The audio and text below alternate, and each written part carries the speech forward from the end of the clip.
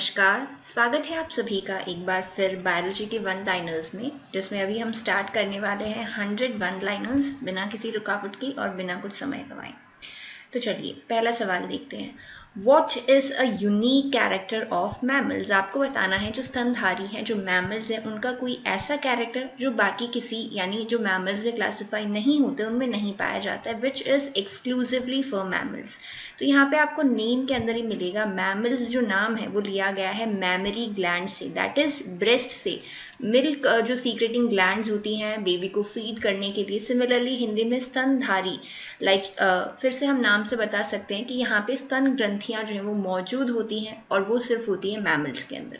Okay, next is आपको एक ऐसा वर्टिब्रेट बताना है जिसके अंदर जॉ प्रेजेंट नहीं होती, यानी कि जॉ एब्सेंट होती है। तो इनको हम क्लासिफाई करते हैं एक ग्नेथा के अंदर। किसमें क्लासिफाई करते हैं? ये एक ग्नेथा ज़्यादा इंपॉर्टेंट नहीं है, बट इसका एग्जाम्पल जो है this can be asked in one of your exams, which is Petromyzon और सी लैम्प्रे, जो उसका मोर कॉमन नेम है वो। ओके तो पहला यहाँ पे दो क्वेश्चन थे, पहला वर्टिब्रेट होना चाहिए और दूसरा उसके अंदर जॉज जो है वो एब्सेंट होने चाहिए। अगला सवाल देखिए, which vertebrate group first developed limbs. तो वर्टिब्रेट ग्रुप्स के अंदर कौन कौन से आपके क्लासिफिकेशन में आपके कौन कौन से ग्रुप्स आते हैं, सबसे पहले आपको वो मालूम होना चाहिए यहाँ पे। तो यहाँ पे आपकी फिशर्स आती हैं, एम्फीबियंस आते हैं, रेप्टाइल्स आती हैं आपकी, एवीज बर्ड्स आते हैं आपके, और उसके बाद में मैमल्स आते हैं। सवाल है कि जो लिम्स हैं, जो हाथ पैर हैं, उसका विकास सबसे पहले कौन से ग्रुप के अंदर हुआ था। तो एम्फीबिया जो ग्रुप है उसके अंदर सबसे पहले लिम्स का डेवलपमेंट हुआ था। ओके, जिसके अंदर आपके कॉमन ऑर्गेनिज्म अगर हम बोलें तो फ्रॉग से आप बहुत इजीली याद रख सकते हो। What is the mode of breathing in frog? Frog के अंदर जो ब्रीदिंग है वो कैसे होती है? ब्रीदिंग का क्वेश्चन फ्रॉग में क्यों इंपॉर्टेंट है? क्योंकि जो फ्रॉग है ये एक aquatic as well as terrestrial animal है, यानी कि एम्फीबियन होने की वजह से ये लैंड में और वाटर में दोनों जगह पे सर्वाइव कर सकता है। तो यहाँ पे ऑब्वियसली जो मोड ऑफ रेस्पिरेशन है वो डिफरेंट होगा। लैंड के ऊपर अगर वो है तो उसको रेस्पिरेशन के लिए ज़रूरत होगी लंग्स की, और सिमिलरली वाटर में क्योंकि लंग्स जो है वो वाटर के अंदर रेस्पिरेशन का काम नहीं कर पाएंगे, इसीलिए वाटर के अंदर जो रेस्पिरेशन होता है फ्रॉग के अंदर वो मोस्टली होता है स्किन से। तो इसीलिए यहाँ पे आंसर क्या होगा? फ्रॉग के अंदर दो मोड्स ऑफ ब्रीथिंग है, पहला लंग्स के द्वारा और दूसरा स्किन के द्वारा। Okay, most photocatalytic activity is called. Photocatalytic activity again ये सिमिलर है आपके फोटोकैटालिटिक। फोटो मीन्स सनलाइट की प्रेजेंस में जो ब्रेक डाउन की एक्टिविटीज होती हैं वो सबसे ज़्यादा कौन सी लाइट में होती हैं? मोस्टली होती हैं ब्लू और रेड लाइट्स के अंदर, ये हमने बात करी थी। बट स्टिल अगर आपसे मैक्सिमम पूछी जाती है तो हम यहाँ पे किसको चूज करेंगे? रेड लाइट्स को। ओके, नंबर ऑफ टीथ बताने आपको, that can be restored in man, यानी कि यहाँ पे आपको पूछा गया है number of temporary teeth. Temporary क्यों? क्योंकि एक बार वो आपके पास टेम्पररीली आपको एक बार आते हैं, देन गिरने के बाद में वो अगेन आपको आ जाता है, यानी कि जितने आपके नंबर ऑफ टेम्पररी टीथ होंगे उतने जो टीथ हैं वो लाइफ टाइम में आपको 2 बार आते हैं। ओके, दैट इज, और ये जो नंबर है टेम्पररी टीथ का या इनको डेसिडुअस टीथ भी बोला जाता है, वो कितना है? 12। ये दांत जो है 12 दांत मनुष्य में वापस आ सकते हैं, बट ये 12 आपकी परमानेंट टीथ में से नहीं होना चाहिए, ये 12 आपके डेसिडुअस टीथ होने चाहिए। देन आपसे पूछा है कि हाइड्रोक्लोरिक एसिड HCl जो है वो कौन से ऑर्गन से सीक्रेट होता है। हम सब जानते हैं स्टमक जो है हमारा, वहाँ पे हाइड्रोक्लोरिक एसिड सीक्रेट होता है। क्यों? क्योंकि यहाँ पे क्या रोल है HCl का? जो पेप्सिनोजन एंजाइम है उसको एक्टिव करके उसको कन्वर्ट किया जाता है पेप्सिन एंजाइम में, और ये जो रोल होता है यहाँ पे, ये फंक्शन किसका होता है? हाइड्रोक्लोरिक एसिड HCl का। ओके, अगला सवाल देखते हैं। वेजिटेबल्स डिटीरियोरेट क्विकली बिकॉज, यानी कि जो आपकी सब्जियां हैं उनकी गुणवत्ता यानी वो जल्दी से कम हो जाती है। ऐसा क्यों? क्योंकि वेजिटेबल्स जो हैं उनके अंदर वाटर कंटेंट जो है वो काफ़ी ज़्यादा होता है, और जहाँ कहीं भी हाई वाटर कंटेंट होगा वहाँ पे बैक्टीरिया या फंगस इन तरह की चीज़ें ईजिली ग्रो कर जाती हैं, और बैक्टीरिया और फंगस जहाँ कहीं भी ग्रो करेंगे वो उसकी क्वालिटी जो है उसको घटा देंगे या फिर उनको सड़ा देंगे फाइनली। सो इसीलिए वाटर का कंटेंट ज़्यादा होने की वजह से वेजिटेबल्स जो है वो जल्दी से जल्दी यूज़ कर लेनी चाहिए, बाद में वो क्या होती है? डिटीरियोरेट हो जाती है। What is the larva of cockroach called? Cockroach के लार्वा को क्या कहा जाता है? निम्फ कहा जाता है। ठीक है, सिमिलरली आपसे ये क्वेश्चन फ्रॉग के लिए भी पूछा जा सकता है, तो फ्रॉग के लार्वा को कहा जाता है tadpole. Okay, Who gives energy to our body? Body को एनर्जी प्रोवाइड करने के लिए हमारे पास 3 सोर्सेज होते हैं, कार्बोहाइड्रेट्स भी होते हैं, प्रोटीन्स भी होते हैं, और फैट्स भी होते हैं। बट अगर आपको केवल एनर्जी प्रोवाइड करने का फंक्शन इन तीनों में से किसी एक के लिए पूछा जाए, so that will be carbohydrate. Okay. Which are the two known sources of abundant food proteins. आपको प्रोटीन्स के ऐसे सोर्स बताने हैं जिनके अंदर काफ़ी मात्रा में प्रोटीन पाए जाते हों, जो कि प्रोटीन के बहुत ही अच्छे स्रोत हैं. तो वो दोनों आपके पास में होंगे मीट एंड एग्स. और अगर आपको प्लांट से रिलेटेड अगर सेम क्वेश्चन पूछा जाए कि आपको प्लांट से रिलेटेड ऐसे सोर्सेज बताने हैं जिनमें प्रोटीन्स का अमाउंट ज़्यादा हो, तो उसके अंदर एक एग्जाम्पल जो है वो आपको हमेशा याद रखना है, and that will B soybean. Soybean के अंदर प्रोटीन का कंटेंट जो है वो काफ़ी ज़्यादा होता है. Okay. If a healthy fresh water fish, अगर एक फ्रेश वाटर फिश है, अगर उसे सॉल्ट वाटर में रखा जाए, ठीक है, यानी आपने एक फ्रेश वाटर फिश को वहाँ से उठाया और उससे क्या किया, आपने सॉल्ट वाटर के अंदर ट्रांसफ़र कर दिया, तो क्या प्रोबेबिलिटी होगी. तो एक तो चीज़ ये हमेशा आपको याद रखनी है कि चाहे आप फ्रेश वाटर फिश को सॉल्ट वाटर में भेजो या फिर एक सॉल्ट वाटर फिश को एक फ्रेश वाटर में भेजो, वहाँ पे वो सर्वाइव नहीं करेगी. फाइनली तो क्या होगा, फिश जो है उसकी डेथ हो जाएगी वहाँ पे. बट अगर आप फ्रेश वाटर फिश को सॉल्ट वाटर में भेजोगे तो यहाँ पे आपका क्या होगा, यहाँ पे आपका जो ऑस्मोलैरिटी है वो डिफरेंट होगा, और इस वजह से डिहाइड्रेशन की वजह से मछली जो है वो मर जाएगी, क्योंकि उसकी बॉडी का सारा जो वाटर है वो उसकी बॉडी से बाहर आ जाएगा because of the difference in the osmolarity. Okay. एक तो वो डिहाइड्रेट हो जाएगी और दूसरा क्या हो जाएगा, द फिश विल डाई, मछली के अंदर पानी मर जाएगी. What is the total number of eggs released during a menstrual cycle? एक menstrual cycle के अंदर एक ही egg release होता है. जो फीमेल्स होती हैं, ह्यूमन फीमेल्स हैं, उनके अंदर 2 ओवरीज प्रेजेंट होती हैं, लेकिन एक menstrual cycle के टाइम पे यूजुअली 2 eggs रिलीज नहीं होंगे, एक ओवरी एक egg रिलीज करती है. ओके. अगला आपको बताना है जो पीनियल ग्लैंड है, पीनियल ग्लैंड की लोकेशन आपको बतानी है. पीनियल ग्लैंड आपका कहाँ पे लोकेटेड है, ब्रेन के अंदर. इसके अलावा अगर ब्रेन की और ग्लैंड्स की आप बात करो तो हाइपोथैलेमस जो है वो भी ब्रेन के अंदर लोकेटेड है. उसके अलावा पिट्यूटरी जो ग्लैंड है that is also located in your brain. तो ये कुछ ब्रेन के अंदर पाए जाने वाले ग्लैंड्स हैं. तो हाइपोथैलेमस, पिट्यूटरी अगर आपको नहीं मालूम है तो again add it to the list.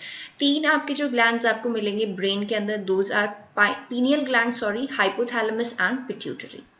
Meningitis आपको नेक्स्ट बोला है कि मेनिंजाइटिस एक डिसीज है, ये आपके बॉडी के कौन से पार्ट को इफेक्ट करेगा. तो मेनिंजाइटिस के अंदर जो मेनिंजेस वर्ड है वो एक्चुअली आपकी ब्रेन की जो लेयर्स होती हैं बाहर, उसकी प्रोटेक्टिव लेयर, जैसे इस तरह का आपका जो ब्रेन है उसके बाहर बहुत सारी लेयर्स होती हैं जो उसको प्रोटेक्ट करती हैं. 3 लेयर्स होती हैं, उनको हम बोलते हैं मेनिंजेस. इसीलिए मेनिंजाइटिस जो डिजीज है वो किसको इफेक्ट करेगी, आपकी ब्रेन को.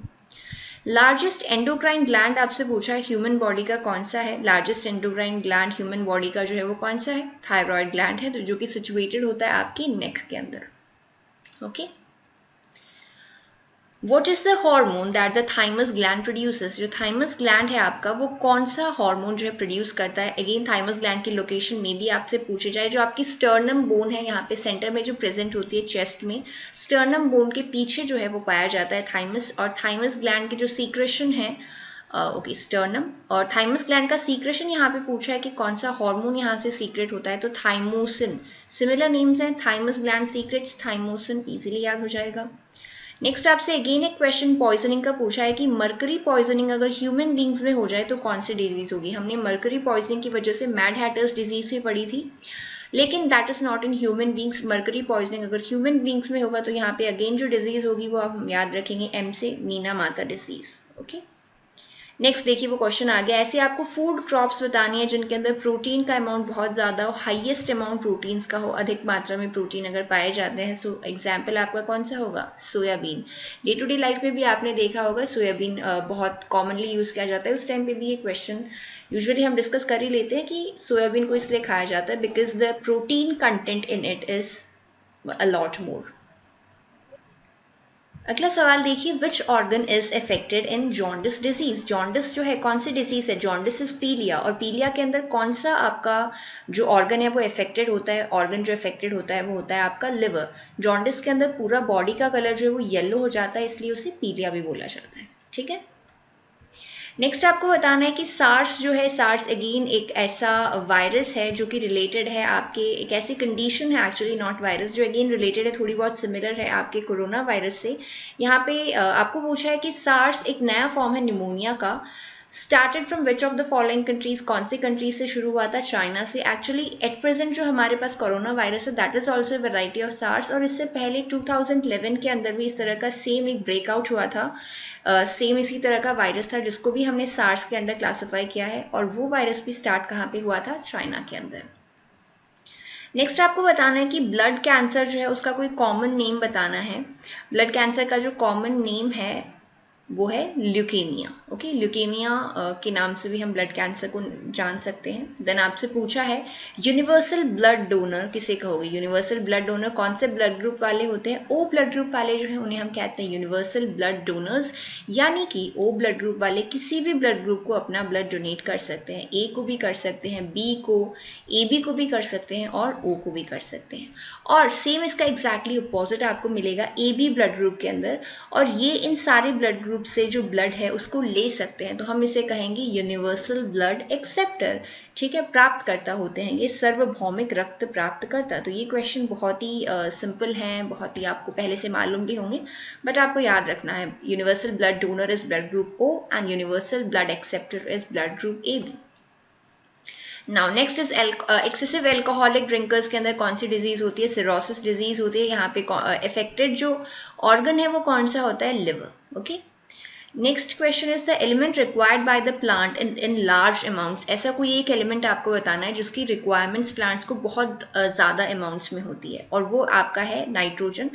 ये क्वेश्चन आपको थोड़ा ट्विस्ट करके इस तरह से पूछा जा सकता है कि आपके पास जो फर्टिलाइजर्स अवेलेबल होते हैं जिनको हम क्रॉप्स के अंदर यूज़ करते हैं, उनमें से कौन से 3 एलिमेंट्स जो हैं वो यूजुअली फर्टिलाइजर्स में पाए जाते हैं, और वो फर्टिलाइजर्स के अंदर पाए जाने वाले 3 जो आपके एलिमेंट्स हैं वो होते हैं nitrogen, potassium and phosphorus. Okay, next is the fatal disease caused by uncontrolled division of a cell. आपको उस रोग का नाम बताना है जिसके अंदर जो कोशिकाएं हैं उसके अंदर अनियंत्रित विभाजन शुरू हो जाता है, यानी कि डिवीजन जहाँ पे रुक जाना चाहिए था वहाँ ना रुक करके उस पर कोई कंट्रोल नहीं रहता है, और सेल्स रेगुलरली क्या डिवाइड करती रहती हैं और करती रहती हैं।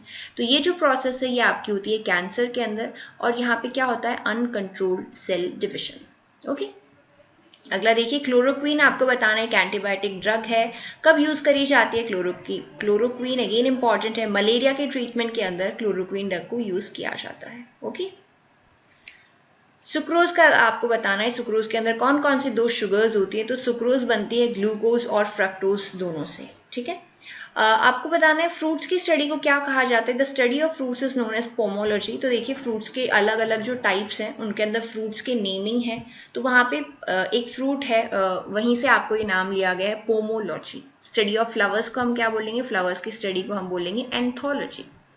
और फाइनली एक और क्वेश्चन आपके पास में है कि प्लांट के अंदर जो रिप्रोडक्टिव पार्ट होता है प्लांट का वो कौन सा होता है? क्या उसकी लीव्स होती हैं, स्टेम, रूट, फ्लावर, उसका शूट क्या होता है? फ्लावर जो है वो रिप्रोडक्टिव पार्ट होता है प्लांट का। क्यों? क्योंकि इसके अंदर जो फीमेल आपका रिप्रोडक्टिव पार्ट है और जो मेल रिप्रोडक्टिव पार्ट है दोनों फ्लावर के अंदर ही प्रेजेंट है, यानी कि आपका जो स्टिग्मा, स्टाइल, ओवरी, पिस्टल और कार्पल जो है वो भी फ्लावर के अंदर प्रेजेंट होते हैं, और आपका जो स्टेमन है एंथर और फिलामेंट जो बना हुआ है वो भी आपका किसमें प्रेजेंट होता है? फ्लावर के अंदर।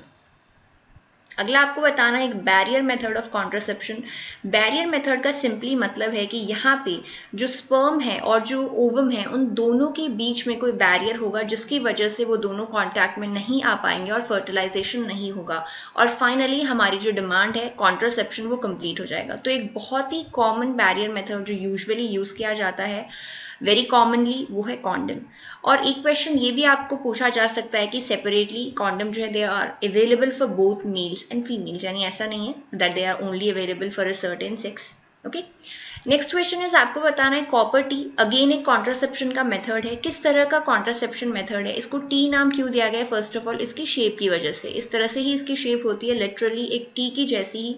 और ये जो डिवाइस है इसको प्लेस किया जाता है यूटरस के अंदर। ठीक है, जो इसकी ये साइड वाली आर्म्स होती हैं फेलोपियन ट्यूब के अंदर एंटर करती हैं, और इस तरह से ये आपका इंसर्ट किया जाता है यूट्रस के अंदर। और ये एक तरह का इंट्रा यूटराइन डिवाइस है, क्योंकि इसे यूट्रस के अंदर प्लेस किया गया है यूट्रस के अंदर, उसके लिए हम क्या यूज करेंगे? Intra and uterine device. गर्भ निरोधक एक तरह का उपकरण है, आईयूडी भी आप इसको बोल सकते हो। और कॉपर यहाँ पे क्यों मेंशन है? क्योंकि ये जो डिवाइस है वो कॉपर की कोटिंग इसके अंदर प्रेजेंट होती है। तो दोनों वर्ड्स का मतलब क्लियर हो गया, Y copper and Y T. ठीक है। Name a once a week non steroidal contraceptive pill. तो देखिए यूजुअली जो कॉन्ट्रासेप्टिव पिल्स होती हैं वो या तो 21 डेज के लिए होती हैं या फिर उनको रेगुलरली 28 डेज तक लेना पड़ता है। अब एक नई तरह की पिल आई है जो सिर्फ वीक में एक ही बार लेनी होती है, तो उसका नाम इम्पॉर्टेंट है, मे भी आपको कहीं पे मिले या फिर आपको पूछा जा सकता है, और उस पिल का नाम जो है वो कौन सा है, सहीली। ओके। अगला क्वेश्चन देखिए, आपको एमटीपी का फुल फॉर्म बताना है। एमटीपी का फुल फॉर्म है मेडिकल टर्मिनेशन ऑफ प्रेगनेंसी, यानी कि अबॉर्शन जो है उसके लिए एक फैंसी टर्म यहाँ पे दी गई है, दैट इज एमटीपी।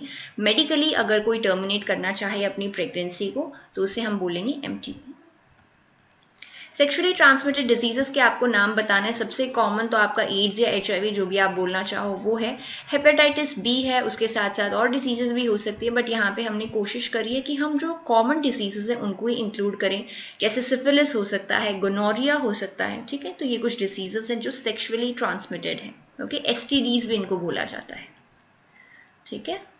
अगला सवाल देखिए, आपसे पूछा है कि जो मेंस्ट्रुअल फ्लो है मेंस्ट्रुअल साइकिल का वो कितने दिन तक लास्ट करता है, नॉर्मली उसकी ड्यूरेशन कितनी होनी चाहिए। तो नॉर्मल ड्यूरेशन जो मेंस्ट्रुअल फ्लो का है it is 3 to 5 days, minimum 3 to maximum 5 days.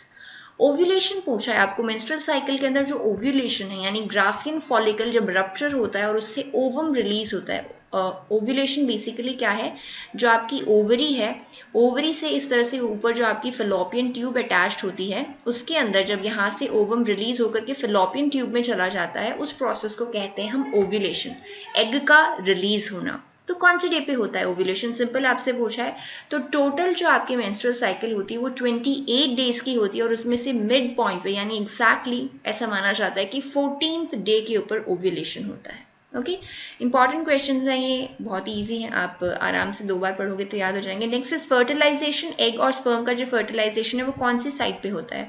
तो ये जो यहाँ पे डायग्राम थोड़ा कंप्लीट करते हैं, जो डायग्राम मैंने यहाँ पे ड्रॉ किया, ये यहाँ पे यूट्रस आ जाएगा। तो ये जो फेलोपियन ट्यूब है, ये वाली जो फेलोपियन ट्यूब मैंने ड्रॉ करी है, फेलोपियन ट्यूब के अंदर ही फर्टिलाइजेशन होता है। Okay, this question is also important, fallopian tube.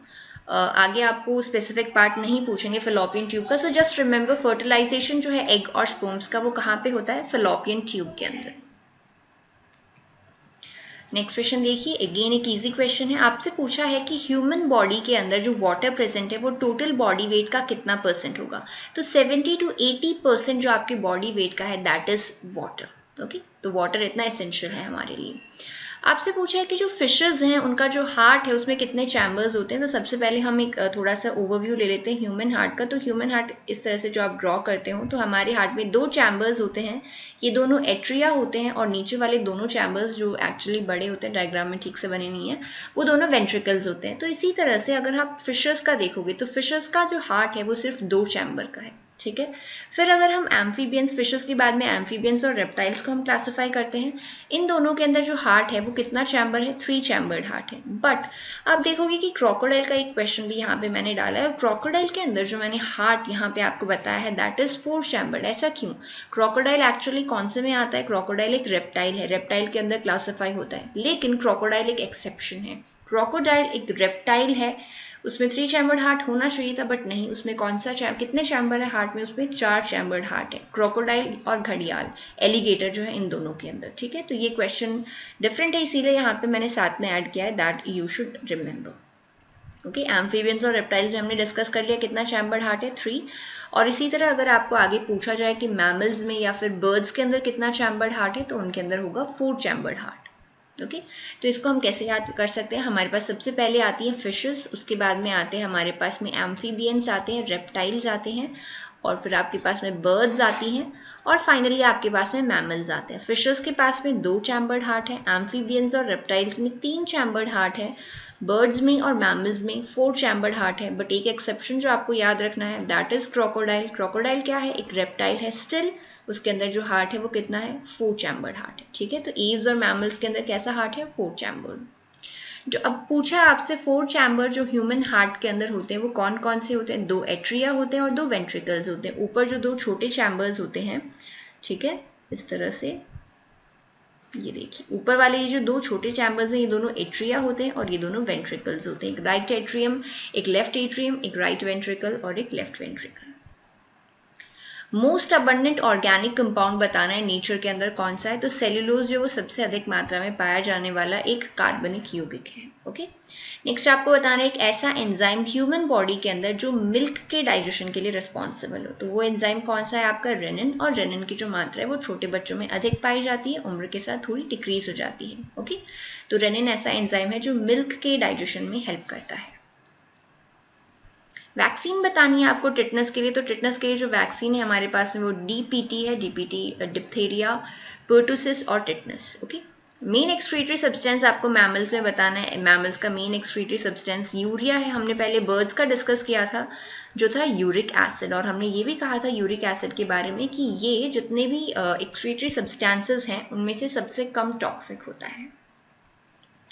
Female growth hormone आपको बताना है कौन सा है, मेनली जो रिस्पॉन्सिबल है वो होता है एस्ट्रोजन। वैसे ग्रोथ हार्मोन अगर सिंपली ग्रोथ हार्मोन बोले तो वो मेल और फीमेल में सेम ही होता है, पिट्यूटरी ग्लैंड से रिलीज होता है, बट फीमेल के लिए स्पेसिफिकली पूछा जाए तो ये यूजुअली शायद I guess this question is related to puberty. Puberty के टाइम पे जितने भी चेंजेस आते हैं मैक्सिमली वो सारे होते हैं because of the presence of oestrogen. Human spine के बारे में पूछा है कि आपकी जो रीढ़ की हड्डी है उसमें टोटल कितनी बोन्स होती हैं, so there are 33 bones in your spine. आपकी रीढ़ की हड्डी में टोटल नंबर ऑफ बोन्स कितनी है, 33। टीयर ग्लैंड पूछा है, tear gland is active in human baby. Human baby के अंदर टीयर ग्लैंड जो है वो एक्टिव होती है कब, 4th मंथ के बाद में, बर्थ के 4 महीने के बाद में ही ग्लैंड्स एक्टिव होती है, यानी उससे पहले अगर बच्चा रोएगा भी तो उसके आंसू जो है वो नहीं आएंगे। The hormone that controls BMR of the body, basal metabolic rate, को कंट्रोल करने वाला जो हार्मोन है वो है थायरॉक्सिन, और थायरॉक्सिन हार्मोन कौन से ग्लैंड से रिलीज होता है, थायराइड ग्लैंड से। ओके, इजी है।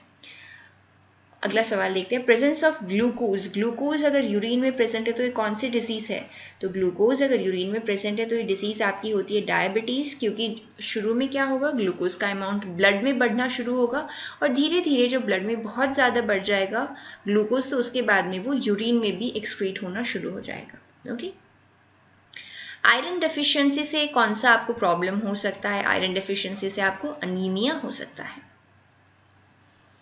इन्फेंट की जो रेस्पिरेटरी रेट है बर्थ के टाइम पे वो कितनी होती है, बर्थ के टाइम पे रेस्पिरेटरी रेट भी ज़्यादा होती है, हार्ट रेट भी ज़्यादा होती है, तो आपको नॉर्मल जो हम रेस्पिरेटरी रेट पढ़ते हैं 12 या 16 जो हम पढ़ते हैं वो आपको यहाँ पे टिक नहीं करनी है। इन्फेंट के अंदर रेस्पिरेटरी रेट जो है वो 35 टाइम्स पर मिनट होती है, इसी तरह हार्ट रेट जो है वो भी आपको 100 से ज़्यादा मिलती है।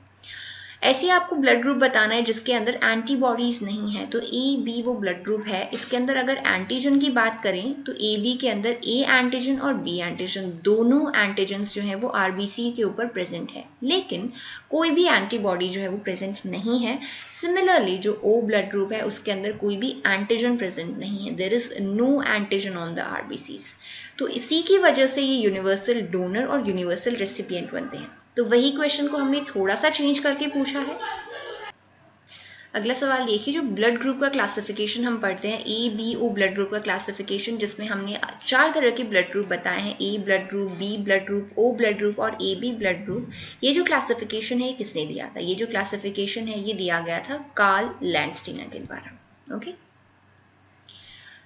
अब आपको वो बैक्टीरिया बताना है जो आपकी पल्सेस जो है, पल्सेस यानी आपकी जो दालें हैं उनके अंदर, उनकी रूट्स के अंदर पाया जाता है, और यहाँ पे इस बैक्टीरिया का जो इंपॉर्टेंट काम है वो क्या है, यहाँ पे नाइट्रोजन फिक्सेशन करता है, और नाइट्रोजन हमने थोड़ी देर पहले ही पढ़ा था प्लांट्स के लिए बहुत ज़्यादा ज़रूरी है, तो इसीलिए ये बैक्टीरिया बहुत इंपॉर्टेंट हो जाता है। और ये बैक्टीरिया कौन सा है, राइजोबियम, ये जो है पल्सेस की रूट नोड्यूल्स के अंदर पाया जाता है। कभी भी आप किसी भी पल्स का उखाड़ के अगर देखोगे तो अगर उनकी ये रूट्स आप मानो तो उनके अंदर आपको इस तरह के ऐसे इस तरह की छोटी छोटी ऐसी बॉल्स सी मिलेंगी, इनको हम कहते हैं रूट नोड्यूल्स। ओके, अगला है आयोडीन टेस्ट। आयोडीन टेस्ट आपने सुना होगा, स्टार्च आयोडीन टेस्ट, तो किसकी प्रेजेंस के लिए हम करते हैं आयोडीन टेस्ट, कार्बोहाइड्रेट्स के लिए। तो अगर कार्बोहाइड्रेट प्रेजेंट होंगे तो वहाँ पे जो कलर है वो कैसा हो जाएगा, ब्लू ब्लैक। तो अगर आपसे ये पूछा जाए कि आयोडीन टेस्ट में अगर कार्बोहाइड्रेट्स प्रेजेंट हैं तो कलर चेंज कैसा होगा, तो फाइनली आपको जो कलर मिलेगा वो मिलेगा ब्लू भी बोल सकते हो आप, या फिर blue black colour. The number of amino acids found in the human body, human body के अंदर कितने अमाइनो एसिड्स मिलते हैं, 20 अमाइनो एसिड्स जो है वो ह्यूमन बॉडी के अंदर पाए जाते हैं। अगर आप प्रोटीन्स का ब्रेक डाउन करोगे तो आपको क्या चीज़ें मिलेंगी, तो हमने बताया था प्रोटीन जो है एक पॉलीमर है और वो किससे बनता है, बहुत सारे अमाइनो एसिड जब आपस में जुड़ जाते हैं तो उससे फॉर्मेशन होता है एक प्रोटीन का। अगर आपने प्रोटीन का ब्रेक डाउन कर दिया, उसे पूरी तरह से तोड़ दिया, तो फाइनली आपको क्या मिलेंगे, अमीनो एसिड अलग अलग हो जाएंगे और ये जो है अमाइनो अम्ल ये हमें मिल जाएंगे। नेक्स्ट आपको सवाल पूछा है कि ये जो अमाइनो एसिड्स हैं प्रोटीन के अंदर, ये आपस में कौन से बॉन्ड से कनेक्टेड होते हैं, तो इनके बीच में ये जो बॉन्ड पाया जाता है ये आपका होता है पेप्टाइड बॉन्ड। ठीक है, पेप्टाइड बॉन्ड। फर्स्ट सेल जो है उसका फॉर्मेशन कहाँ पे हुआ था, फर्स्ट सेल का फॉर्मेशन जो है वो वाटर के अंदर हुआ था। ठीक है, तो यानी कि लाइफ का ओरिजिन जो है, अगर उसके लिए आपको पूछा जाए कि वो एक्वेटिक था या टेरेस्ट्रियल था स्टार्टिंग में, तो लाइफ जो है वो वाटर के अंदर अराइज हुआ था सबसे पहले। लाइसोसोम्स को डिस्कवर किसने किया था, lysosomes were discovered by a scientist जिनका नाम है डे डुवे। ओके, नेक्स्ट आपको बताना है पिट्यूटरी ग्लैंड, जिसको हम मास्टर ग्लैंड के नाम से जानते हैं। एक और ग्लैंड है जो पिट्यूटरी ग्लैंड को कंट्रोल करता है, आपको उसका नाम बताना है। तो हाइपोथैलेमस जो ग्लैंड है, अगेन दोनों ब्रेन में सिचुएटेड है। हाइपोथैलेमस ग्लैंड जो है वो कंट्रोल करता है आपकी पिट्यूटरी ग्लैंड को। ओके, रेस्पिरेशन का सेंटर आपको बताना है एक सेल के अंदर कहाँ पे होता है, सेल के अंदर रेस्पिरेशन जो है वो कहाँ पे हो रहा है, सेल के अंदर जो सेंटर ऑफ रेस्पिरेशन है वो आपका होता है माइटोकॉन्ड्रिया, और रेस्पिरेशन से फाइनली यहाँ पे एटीपी का फॉर्मेशन होता है, और इस वजह से हमने माइटोकॉन्ड्रिया को क्या बोला था, power house of the cell. तो यहाँ पे यही पूछा है कि एनर्जी करेंसी क्या है सेल की, एनर्जी करेंसी क्या है, एटीपी। एटीपी की फुल फॉर्म भी आपसे पूछी जा सकती है। ओके, देन है at the end of glycolysis, glycolysis के बाद में जो एंड प्रोडक्ट्स होते हैं वो कौन से होते हैं, तो ये तो मैंने बता दिया था आपको कि 2 मॉलिक्यूल्स पायरुवेट के बनते हैं। ठीक है, अकेला पायरुवेट याद रखोगे तो भी सफिशिएंट है, और उसके साथ में फॉर्मेशन होता है किसका, एटीपी का। ओके, अब आपको बताना है कौन सा विटामिन जो है वो मिल्क के अंदर नहीं पाया जाता है, तो विटामिन सी नहीं पाया जाता है मिल्क के अंदर, और दूसरा जो चीज़ नहीं मिलती है मिल्क में वो कौन सा है, आयरन। इस वजह से मिल्क को हम एक कंप्लीट फूड या एक बैलेंस्ड फूड अकेले को नहीं बोल सकते हैं। प्लाज्मोडियम पैरासाइट जो है उसकी वजह से कौन सी डिजीज होती है, तो प्लाज्मोडियम की वजह से मलेरिया डिजीज होती है। तो प्लाज्मोडियम जो है वो अलग एक तरह का प्लाज्मोडियम आपके पास में अलग अलग तरह के होते हैं, प्लाज्मोडियम ओवेल होता है, प्लाज्मोडियम फैल्सिफरम होता है, उन सबको आपको नहीं पढ़ना है, आपको सिर्फ इतना बताना है कि प्लाज्मोडियम जो है इस पैरासाइट की वजह से अगर ये आपको इन्फेक्ट करेगा तो आपको कौन सी डिजीज हो सकती है, मलेरिया। अब आपको बताना है अगर एक पर्सन को मलेरिया है, ठीक है, उससे अगर दूसरे पर्सन को मलेरिया स्प्रेड होता है, तो ऐसा कौन सा बीच में वेक्टर है जो लेकर के जाएगा एक पर्सन से दूसरे पर्सन के अंदर मलेरिया। तो बेसिकली मलेरिया जो है वो छूने से नहीं फैलता है, कम्युनिकेबल तो नहीं बोलेंगे हम उसको, बट एक वेक्टर है उसका, जिसने अगर जो इन्फेक्टेड आपका पर्सन है उसको काटा हो पहले, ठीक है, इस मच्छर ने, और अगर ये बाद में जाकर के इस नॉर्मल ह्यूमन बीइंग को काट लेगा तो उसको भी मलेरिया हो जाएगा। तो ये जो आपका मच्छर है ये कौन सा है, that is female Anopheles mosquito. ठीक है, उसका भी फीमेल होगा एनाफिलीज मॉस्किटो का। बोन जो है उसको फर्टिलाइजर की तरह यूज किया जा सकता है प्लांट्स के लिए, ऐसा क्यों, उसके अंदर ऐसा कौन सा न्यूट्रिएंट होता है, तो बोन्स के अंदर यूजुअली तो कैल्शियम की बहुत ज़्यादा मात्रा पाई जाती है, बट कैल्शियम के साथ साथ फॉस्फोरस भी जो यहाँ पे मिलता है, और मैंने आपको थोड़ी देर पहले ही बताया था NPK, तो हमारा फॉस्फोरस की जो रिक्वायरमेंट है वो यहाँ से कंप्लीट हो जाएगी, तो आप उसे यूज़ कर सकते हो एज अ फर्टिलाइजर। आरबीसी का लाइफ स्पैन कितना है, जीवन काल कितना होता है, 120 दिन होता है आरबीसी का लाइफ स्पैन। उसके बाद में इसको भेज दिया जाता है स्प्लीन के अंदर, जहाँ पे इसको यानी कि इसको जो भी ब्रेक डाउन है वो हो जाता है। तो इसीलिए हमसे पूछा है कि ग्रेव यार्ड ऑफ आरबीसी किसे कहा जाता है, यानी कि आरबीसी की कब्र जहाँ पे जाके उसको फाइनली दफनाया जाता है किसी को, वही उसकी कब्र है। तो मैंने क्या बताया, 120 दिन के बाद में आरबीसी को भेज दिया जाता है स्प्लीन के अंदर, इसीलिए स्प्लीन को बोला जाता है graveyard of RBC. But spleen को blood bank of the body भी बोला जाता है, क्यों, क्योंकि इन्फेंसी के अंदर जो आरबीसीज हैं और बाकी सेल हैं उनका फॉर्मेशन स्प्लीन में होता था, और स्प्लीन जो है एक स्टोरेज आपका साइट बोल सकते हैं जहाँ पे ब्लड अवेलेबल होता है। आपको बतानी कौन सी ऐसी स्ट्रक्चर है जो एब्सेंट होती है एडल्ट आरबीसी के अंदर, तो आरबीसी के अंदर न्यूक्लियस जो है वो प्रेजेंट नहीं होता है आरबीसी के लिए, इसीलिए बोला जाता है that RBCs R E nucleated. केंद्रक जो है आरबीसी के अंदर रेड ब्लड सेल के अंदर नहीं पाया जाता है। आपको अगला सवाल ये पूछा गया है कि प्रिजर्वेटिव की तरह परिरक्षक के फॉर्म में फूड आइटम्स के लिए एक कॉमनली यूज्ड आपको सब्सटेंस बताना है। तो कॉमन सॉल्ट जो है या फिर आपका सोडियम क्लोराइड जो है इसको यूज किया जाता है as a preservative. Vaccine developed by Edward Jenner, Edward Jenner ने जो वैक्सीन डेवलप करी थी वो किससे रिलेटेड थी, कौन से डिसीज से रिलेटेड थी? Chicken pox is different. One second, यहाँ पे जो है एक छोटा सा करेक्शन है, वो ये है कि एडवर्ड जेनर ने चिकन पॉक्स के लिए जो है वैक्सीन डेवलप नहीं करी थी, उन्होंने डेवलप करी थी स्मॉल पॉक्स के लिए, और ये दोनों डिफरेंट डिसीजेस है, दोनों सेम नहीं है। तो थोड़ी गलती की वजह से यहाँ पे चिकन पॉक्स आ गया था, but the right answer is small pox. Respiratory rate जो है, श्वसन की दर है, वो सबसे कम कब होगी? तो देखिए जब भी हम रेस्ट कर रहे होते हैं या फिर हम सो रहे होते हैं उस टाइम पे आपकी रेस्पिरेटरी रेट, आपकी हार्ट रेट, ये सारी जो है वो काफ़ी कम हो जाती है। ठीक है, तो बेड टाइम के ऊपर या फिर सोते समय आपकी रेस्पिरेटरी रेट कम होगी। विटामिन ई जो है is specially important for the normal functioning of, ऐसा कौन सा आपकी बॉडी का पार्ट है या फिर किस चीज़ के नॉर्मल फंक्शनिंग के लिए विटामिन ई बहुत ज़्यादा ज़रूरी है? तो आपके जो सेक्स ग्लैंड्स हैं उनकी फंक्शनिंग के लिए विटामिन ई जो है वो काफ़ी इंपॉर्टेंट है। विटामिन ई की deficiency may lead to infertility. Binomial nomenclature, जैसे हम कोई भी नाम बताते हैं, जैसे ह्यूमन बींग्स का अगर आप साइंटिफिक नेम बताओगे it will be homo sapiens. तो ये जो दो नेम के अंदर हमने पूरा बता दिया ह्यूमन बींग्स को, इसे हम कहते हैं बायनॉमियल नॉमेनक्लेचर। ये किसने दिया था? ये जो नॉमेनक्लेचर दिया गया था लिनियस के द्वारा, कैरोलस लिनियस। ओके, ब्लड, अगर पीएच वाइज बात करो ब्लड की, तो ब्लड कैसा है? एल्कलाइन है नेचर के अंदर।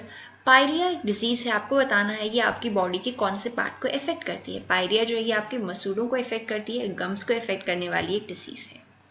स्टमक का पीएच आपसे पूछा है, स्टमक का पीएच कैसा होगा? स्ट्रांगली एसिडिक होगा, और उसके पीछे रीजन क्या है? क्योंकि यहाँ पे HCl जो है उसका रिलीज होता है, और इसीलिए इसका जो पीएच है वो होगा 1.5 to 3.5 के बीच में। अगर एवरेज पूछे तो 1.8 के आसपास हम लेते हैं।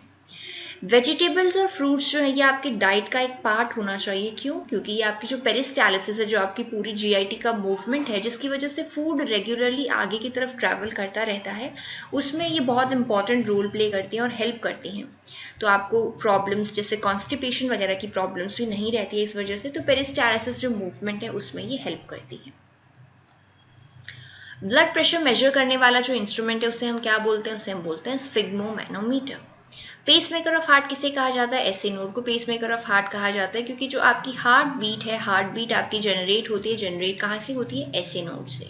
Okay, the blood vessel carrying blood from heart to the body are called, जो आपके हृदय से लेकर के रक्त को पूरे शरीर तक लेकर के जाती है, उन ब्लड वेसल्स को क्या कहते हैं? जो रक्त शरीर से दूर लेकर के जाती है ब्लड वेसल्स, उनको हम कहते हैं आर्टरीज, और वो ब्लड वेसल्स जो आपके हार्ट के अंदर ब्लड लेकर के आती है उनको हम क्या कहते हैं? उन्हें हम कहते हैं वेन्स। ओके, और आर्टरीज के अंदर जाने वाला ब्लड जो होता है वो कैसा होता है? ऑक्सीजनेटेड होता है, उसमें ऑक्सीजन की मात्रा अधिक होती है। ब्लड सर्कुलेशन के ऊपर जो सबसे पहली स्टडी थी वो किससे करी थी? वो करी थी विलियम हार्वे ने। ठीक है, ह्यूमन किडनी के अंदर जो स्टोन्स पाए जाते हैं, पथरी आपने सुना होगा कॉमन टर्म्स में, वो स्टोन्स किसके बने हुए होते हैं? तो उन स्टोन्स जो है वो यूजुअली बने हुए होते हैं कैल्शियम ऑक्सलेट के। When there is contraction of the left ventricles in human heart, blood goes to, अगर लेफ्ट वेंट्रिकल है वो कॉन्ट्रैक्ट हुआ है, तो लेफ्ट वेंट्रिकल, ये देखिए यहाँ पे ये जो मैंने ये जो कॉलम बनाया है ये होता है आपका लेफ्ट वेंट्रिकल। वैसे दोनों वेंट्रिकल्स एक साथ कॉन्ट्रैक्ट करेंगे, बट यहाँ पे हमसे पूछा गया सिर्फ लेफ्ट वेंट्रिकल कॉन्ट्रैक्ट होने पे क्या होगा? तो लेफ्ट वेंट्रिकल से आगे जुड़ी हुई होती है एओर्टा। ठीक है, तो अगर लेफ्ट वेंट्रिकल कॉन्ट्रैक्ट करेगा तो उसके कॉन्ट्रैक्शन से क्या होगा? ब्लड आगे की तरफ मूव करेगा और एओर्टा में चला जाएगा। थायरॉक्सिन हार्मोन कहाँ से सीक्रेट होता है? थायराइड ग्लैंड से रिलीज होता है थायरॉक्सिन हार्मोन। लीव्स का जो ग्रीन कलर है वो किस वजह से होता है? क्योंकि लीव्स के अंदर क्लोरोफिल प्रेजेंट है, और जहाँ कहीं भी क्लोरोफिल होगा, चाहे वो स्टेम्स में हो चाहे लीव्स में हो, उसकी वजह से ग्रीन कलर आएगा हमेशा। ठीक है, क्योंकि क्लोरोफिलिक पिगमेंट है, उसका कलर कैसा है? ग्रीन है। Presence of pollutants in the environment is commonly expressed as parts per million. कोई भी अगर pollutant, प्रदूषक अगर वातावरण में present है तो उसके लिए हम जो यूनिट यूज करते हैं वो यूज करते हैं parts per million। वाटर के अंदर ज़्यादा कॉमनली यूज करते हैं हम इस यूनिट को। आपको बताना है यहाँ पे ppm का फुल फॉर्म क्या है। तो सिंपली पार्ट पर मिलियन का ppm का फुल फॉर्म क्या है? पार्ट्स पर million. Next is essential elements for the formation of bone and teeth. Bone and teeth दोनों के फॉर्मेशन के लिए तो एक तो मैंने बताया था कैल्शियम होता है, दूसरा जब हम फर्टिलाइजर वाला क्वेश्चन डिस्कस कर रहे थे वहीं पे मैंने बताया था कि बोन्स के अंदर फॉस्फोरस की अमाउंट भी होती है, इस वजह से इसे आप एक फर्टिलाइजर की तरह भी यूज कर सकते हो। तो दो इंपॉर्टेंट जो एलिमेंट जो बोन और आपके टीथ दोनों के अंदर मिलेंगे वो कौन से होंगे, कैल्शियम और दूसरा phosphorus. Process of food preparation by green plants in presence of sunlight is called। sunlight की presence में जब आपके हरे पौधे भोजन बनाते हैं उस प्रोसेस को हम क्या कहते हैं, प्रकाश संश्लेषण या फिर फोटोसिंथेसिस। प्लेटलेट्स का आपको दूसरा नाम बताना है। प्लेटलेट्स जो हैं वो आपकी ब्लड क्लोटिंग के अंदर हेल्प करते हैं। अगेन ये एक और इम्पॉर्टेंट क्वेश्चन हो सकता है। और ब्लड प्लेटलेट्स जो है उनका दूसरा नाम जो है वो क्या है, थ्रोम्बोसाइट्स। ओके, तो ये आपके 100 क्वेश्चंस आपके कंप्लीट हो गए हैं। Thank you and have a nice day.